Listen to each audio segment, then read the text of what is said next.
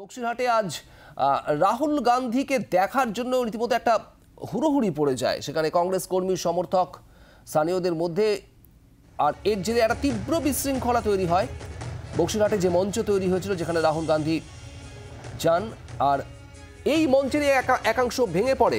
মৌমিতা চক্রবর্তী আমাদের প্রতিনিধি রয়েছেন আমাদের সঙ্গে। মৌমিতা, একটা বিশৃঙ্খলা সৃষ্টি হয় বক্সিরহাটে যখন রাহুল গান্ধী মঞ্চে ওঠেন, কি হলো তারপর?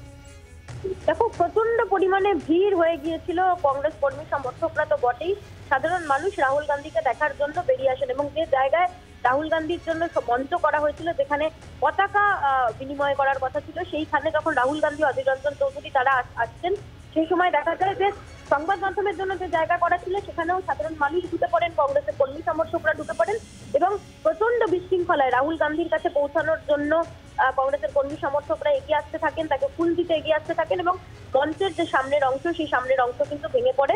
প্রচন্ড চাপে প্রচন্ড বিশৃঙ্খলা তৈরি হয় এবং সামান্য কিছুক্ষণ বক্তব্য রাখার পরেই রাহুল গান্ধী সেখান থেকে বেরিয়ে ফের বাসে তার যাত্রা শুরু করেছেন এই মুহূর্তে। ধন্যবাদ মৌমিতা।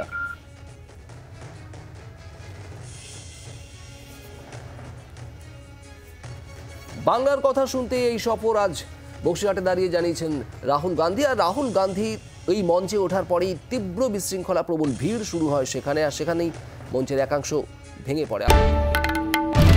বাংলার আওয়াজ, বাঙালির আবেগ, জি 24 ঘন্টা।